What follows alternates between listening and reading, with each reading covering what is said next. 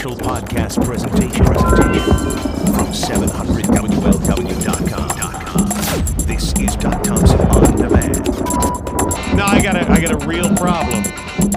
Well, I started thinking as I was talking to the green guy, I was reading some of the green issues, but they keep talking about offsetting our carbon footprint.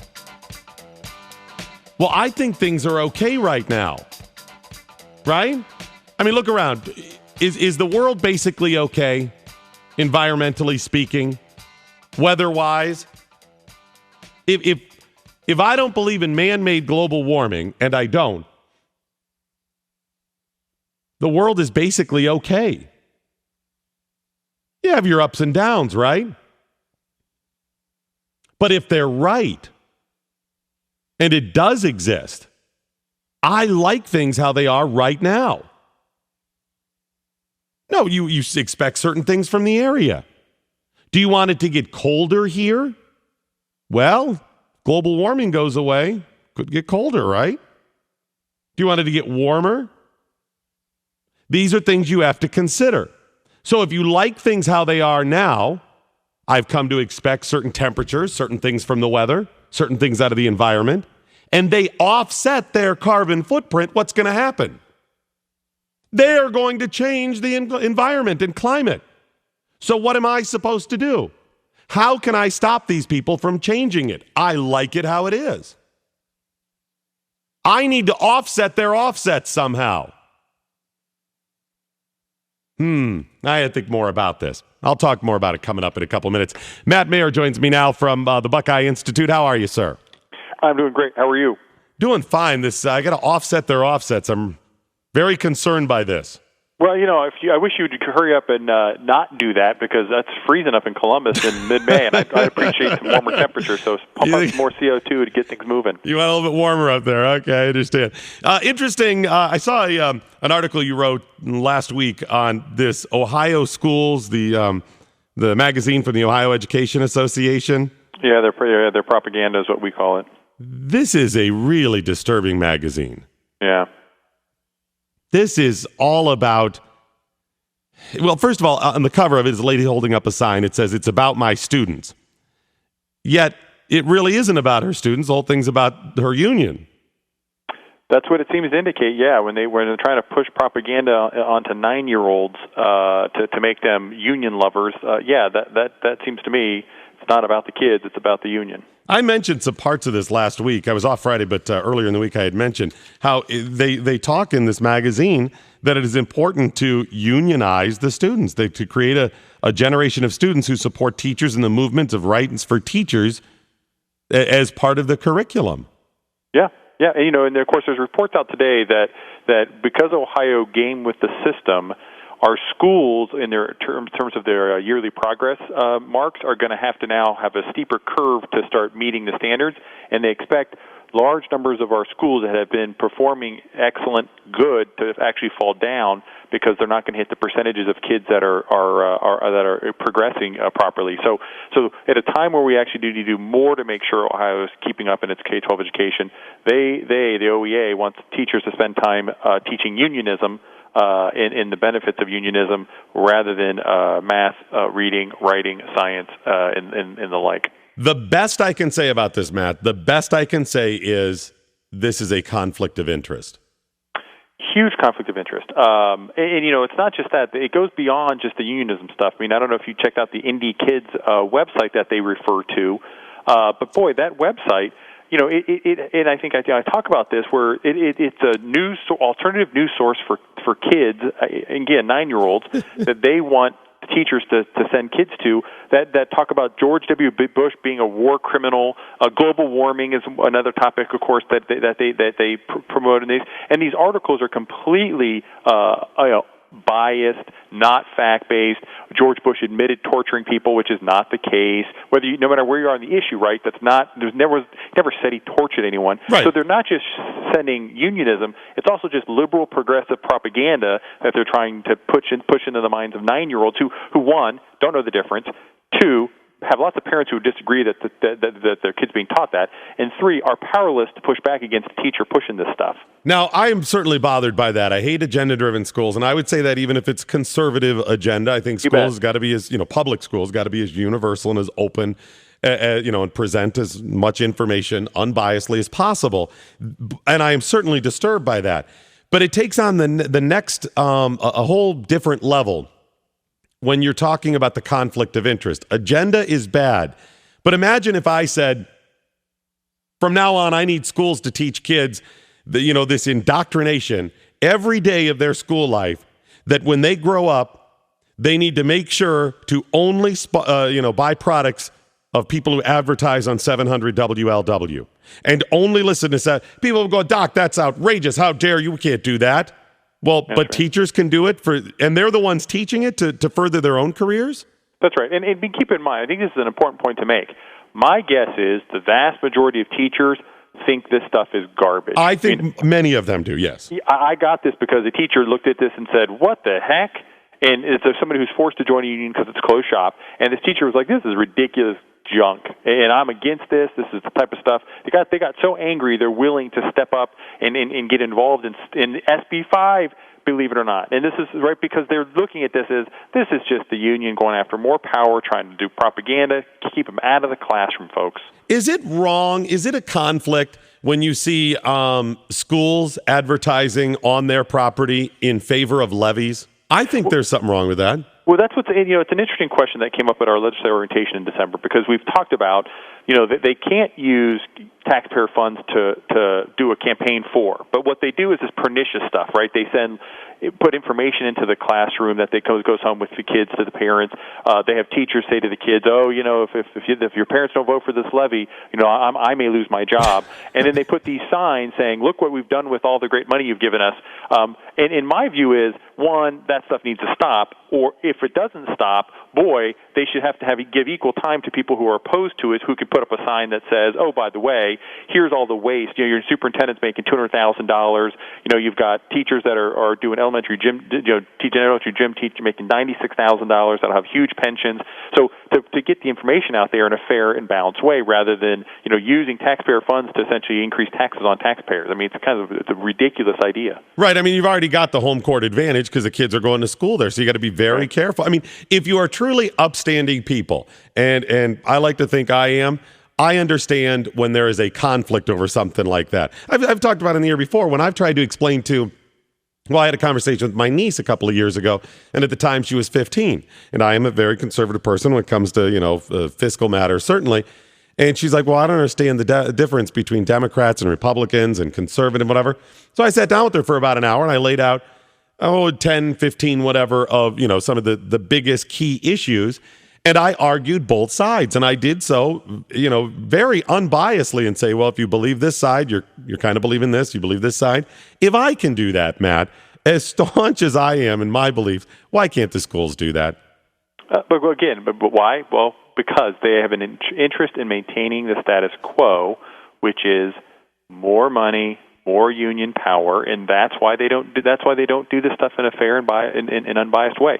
But look, again, there are lots of teachers out there that do, and so we don't want a broad brushstroke and malign lots of teachers. Right. The majority of teachers don't buy into this stuff, and they teach what they teach and do a great job, and that's not the issue. The issue here is the OEA pushing indoctrination of our kids as young as 9 years old. That's crazy. They need to keep their hands out of our classroom and let teachers do their jobs. They have enough to do. Let's let teachers not worry about indoctrinating unionization issues in the classroom. Well, and this is the point right here. You're right. It is about the OEA. You can see it in this magazine. You have good teachers that are in school right now, teachers that drive back and forth, listen to this program, have heard us talk about this issue, and you're right. They're thinking, listen, I'm not a part of this. I don't agree, and that's the reason I keep saying it's not about them. It's the union that's interested in the union and protecting itself, and this magazine shows that.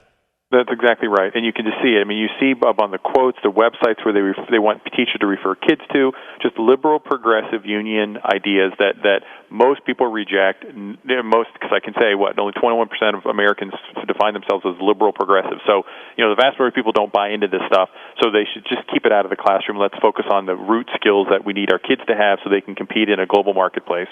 I'm going to go ahead and put a link to this, to your article, Nat, about this OEA magazine at my blog at 700WLW. KCBW.com. People can check it out for themselves. This is not, me and you arguing. This is in the OAA's April publication. Yes, their own words. You don't take mine. Right. Just read their own stuff. It's good. We link to the letter. We highlight it. You can see for yourself all this stuff. All right, Matt. So what's going on with SB 5? Do we have any idea what's happening right now? I did hear that they ended up coming to an agreement that they are going to take, I think, $54, if I remember right, from every from teachers. Yeah. Is that number right? Do you recall? Yeah, it's $54. I think like less than 1,000 teachers attended this thing where they voted on it, and so you've got about 113,000 or so teachers that didn't get a chance to vote that are now going to be stuck with the $54 fee to pay for the union's SB 5 activities.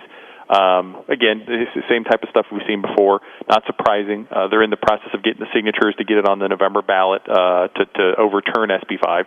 So we'll see what happens on June 30th, and thereafter if they get the signatures. And if they do, we're going to see a campaign by folks to support it and those who oppose it, and have the fight we should have had years ago on this issue, and see where Ohioans come down. Right, and if Ohioans say it's crazy, then so be it, and that'll be the law of the land. Yeah, I think that's right. And for people like you and me, if the voters overwhelmingly say get rid of SB 5, we like the status quo, that sends a great message to folks. And I don't think that should be the case. As you know, our work supports this. But hey, at least my family knows where Ohio's going to go down over the course of the next few years, and we can make decisions that are then informed decisions for what's best for our family. Before I let you go, I want to mention the conflict of interest. I think indirectly, it's a little strung out, but in the $54 mandate that every union teacher is going to have to go ahead and be docked, essentially, or have $54 taken from them by the union in order to fight SB 5. How is that any different than the argument from the pro-government employee unions that say, you'll be negotiating, management will be negotiating our side essentially as well? Well, first of all, I always shoot that down because guess what? Management negotiates their side as well when it comes to my contract, right? And as individuals, they can still do that. But how is this any different to say, listen, we're going to make you join the union in many cases, and in a situation like this, we're going to take $54 because, like you said, 1,000 people or less than 1,000 voted for this in order to fight, so we can end up getting you more money. But don't worry, because if it works, you'll get more money and you'll get this back. There's some serious conflicts there. Well, of course there is, and the reality is there's a shrinking pie to get more money, and so they really can't make those kinds of promises. I mean, we've done the numbers. We looked at all 613 school districts. We have charts on every single one using their own data that shows by 2015, Ohio's school districts will have a collective deficit of $7.6 billion. That is before any budget came out. That was back in October. They did their own projections. They estimate 96% of revenue will be swallowed by compensation package costs. So you can get cheap toilet paper, all that fun stuff, but the fundamental reality is there is a declining amount of money available for this. So the OEA can make promises, but they're writing checks they can't cash. All right, thank you so much, Matt Mallery from the Buckeye Institute. Hey, thank you. Thank you. And there's we have a link up there yet to that story, to the PDF? Is it there? Oh, he's putting it right now. All right, the next couple of minutes, it'll actually officially upload. You can go there and read it for yourself. It's interesting. It shows it is truly from groups like the OEA that are doing the harm. It is not many of the teachers out there. They understand it. They get what's going on. They just want to be able to work, make a decent living like all of us. It's propaganda like this. You've got to see it. It is incredible when it talks openly in it about teaching kids to support the union.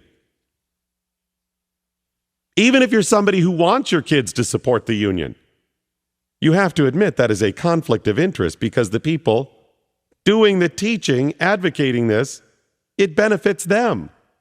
How is that not a conflict of interest? Doc Thompson, 700 WLW. Fox 19 Storm Tracker forecast for meteorologist Frank Marzullo. Passing showers today, cloudy skies in the afternoon, high around 53. Passing showers tonight, low 44. And tomorrow, cool, cloudy with a few showers and a high near 54. 47 right now at 700 WLW. Evanston, Illinois. They could be one of the first cities in the country to ban both plastic and paper bags. That is something they are working on, that they have proposed. Would you call this reasonable? I was talking about people being reasonable when it comes to green. Reasonable. You save money at it, things we can agree on, done. banning both paper and plastic bags. I just have to laugh at this because I remember when everybody went to plastic bags. When I was a kid, what did you get groceries in when you were a kid? In those square brown paper bags. And would you reuse them? Sometimes you cover books with them for school. We're using to put other stuff in, to carry stuff. Mom would fold them up, put them in the cabinet. They would say, you can't do that because you're killing trees. We got to go to plastic. And everybody shifts to plastic. They said, well, that's bad because those things blow around and they don't break down. So now we've got to do both. Got to get rid of both of them. Evanston, Illinois could ban both of them. They would become the first Illinois municipality to ban disposable bags, both plastic and paper. They would ban all disposable bags, which means you would have to carry those little totes, which have their own problems. They carry disease and bacteria.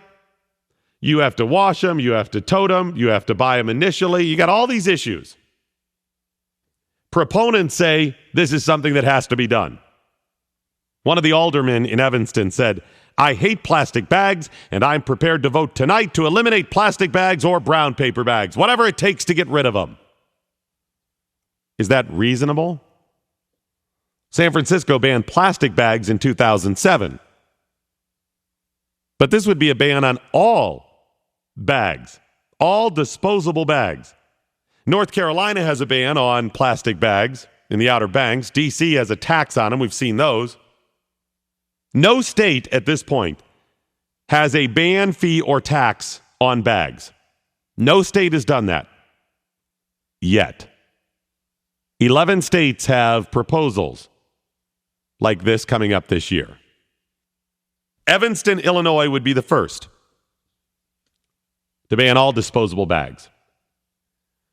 I'm telling you, I got to come up with a way to offset my offsets. No, offset their offsets. All the green people are saying they've got to offset their carbon footprint. So I need a way to offset their offsets. I like it how it is. I'm comfortable. So if you keep offsetting your carbon footprints and you keep reducing this stuff and all this green stuff, we're going to see major changes. I need to offset their offsets, and I think I know how to do it. I think I got it. Well, I mean, I could do it in my own life on a daily basis, which I do. I mean, I'm out there, leaving the front door open while the heat or air conditioning's on. I circle the block a couple of times. I'm doing what I can to offset their offset. I'm just not sure I'm making a big enough impact to offset their offsets. So I'm thinking if we could all come together. Yes, you work in your private life as well to try to offset their offsets and make as much carbon as possible. But what if we had some sort of gathering where we came together to just create as much carbon as possible? Think how much carbon we could create to offset their offsets. I think I got an idea there. What type of things would you need at this party, though? It would just a big carbon party. A big carbon party. Type of things. Doc Thompson, 700 WLW. Coming up today at 2:06 with Bill Cunningham right here on the big one. Dr. Brendan Kelly, physician from UC who specializes in memory disorder. He's going to talk about all the missing old people recently. Well, yeah, that guy from, was it IGA where he was missing? Found in Kentucky? Specializing in memory disorder. I hope do we know if he's in studio or is going to be on the phone? Because I need to come down and hang out with the guy. No, I don't know. I can't remember anything anymore. I have reached the capacity. My brain is full, and in order for me to remember something else, that I already remembered has to fall out. I'm like, great, I got that new stat. I can't remember where my car keys are. Well, it's today at 2:06 with Bill Cunningham. This, I think, is reasonable. The private sector driving a concern over the environment. You know the big aluminum producer, Alcoa? Remember they used to sponsor was it the You Make the Call they did, the NFL? Alcoa presents You Make the Call. They had a little jingle and all that. They're the aluminum producers. And they have created a product, a titanium dioxide coating they put on their aluminum They say that actually cleans itself and also the environment around it. They say combining this titanium dioxide coating with sunlight, it acts as a catalyst to break down any pollutants that are in the air around it when they use it as panels on buildings and stuff. And then it turns smog into harmless matter, and the rain just washes it away. About 10,000 square feet of these panels have an air cleaning power of about 80 trees, they say. Now, I would guess the stuff is probably pretty pricey. I could be wrong. I still want, the free market, whether or not you're willing to pay for this to drive it. I don't want it mandated or whatever. But there's some neat ideas out there. Good for Alcoa. Of course, the process to manufacture aluminum is incredibly bad for the environment. Do you know the amount of electricity? It is amazing how much electricity goes into making aluminum. It is not a very clean process. But good for them. Smog-eating aluminum for the outside of buildings. Offset those offsets. I'm doing what I can every day. I'm not recycling. Yes, I leave the water running while I'm brushing my teeth. I do these things. But I'm just not sure I'm having enough impact. The green movement has taken on this world of its own. They're indoctrinating the kids with this stuff. I think I'm losing the battle, and I'm afraid that they are going to change the environment. So I need to stop it. I need to balance it out. They're offsetting their carbon footprint, and I like the amount of carbon in the air right now and the environment. I need to offset their offset. So I'm just going to look for ideas. I'll continue to do what I can. I'm sure you're out there, but I'm afraid we're losing the battle. We may need to step it up a notch. Have some sort of gathering where we create as much carbon as possible. See here, I got an email from Liz in Mason. She said, charcoal grills, diesel burning trucks, and bonfires. Liz, I like the cut of your jib. Nicely done. I think charring animal flesh out on a grill, that would create some carbon, and it would be yummy. Diesel burning trucks. A big carbon party. We all get together and have a big party where we just celebrate the creating of carbon. I'm going to get on this. Would you go to a carbon party? Would you do it? Dave in Hillsboro, how are you? Good, Doc. Yeah, I'll go to your carbon party. Excellent. I'll even take off work to go. Well, if I do this, I think we got to do it on a weekend to make sure we get as well. Most of us that fight against this stuff, we actually have to work for a living. So I think we probably do it on a weekend. No, that might be a better idea. But here's what needs to happen. Okay, we take care of all the supposedly poor people. Okay, they take something out of your paycheck, my paycheck, to take care of poor people who can't provide for themselves. They're helpless, whatever you want to say. Here's what needs to happen with the greenies. Okay, if you're a greenie, and I call them greenies, and you're driving a car right now, you're a hypocrite. Even if you're driving an electric car, because you go home and plug that car in at night, you're getting your power from from a coal-powered or coal-fired power plant, more than likely, or even if it's propane, or even nuclear, because they're against nuclear too. So if you're driving a car, you need to get rid of your car. No matter what kind of car it is, because here's what I'm getting at. They need to so drastically reduce their carbon footprint that those of us who are hopelessly addicted to it, like you and I who drive our cars to work every day, can continue to do so because we can't help ourselves. We're hopelessly addicted to it. So if they would just do their part, and also if they would go home and if they're on the grid, if they're on the electric grid, if they're getting their power from a coal-fired power plant or another power plant, they need to call the power company, have them come out, disconnect their power supply, sell their furnace and their air conditioner for scrap.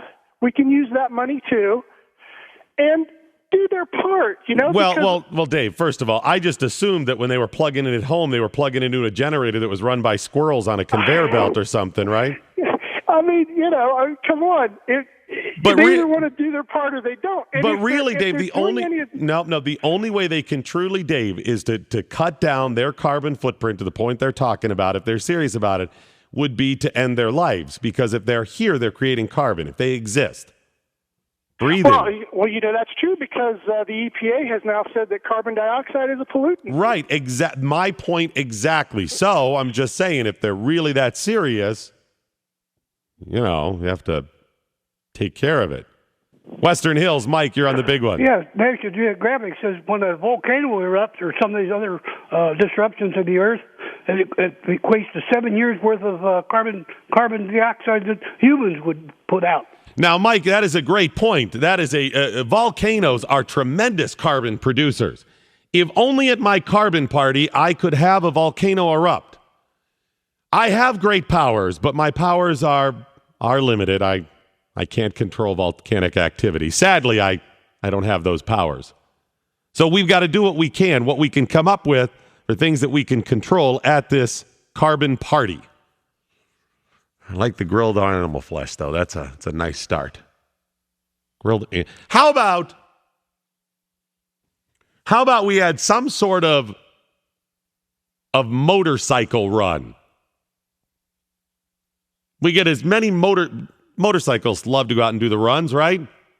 You drive the cycle, you drive the chopper. Big motorcycle run. A parade. Yeah. I mean, let's face it. What is the point of a parade? You're just walking. There's no people throw stuff back. Hey, you're waving. There's really no point. And there are a lot of vehicles in parades, right? A very long parade is part of my carbon party. Might be something there. Doc Thompson, 700 WLW.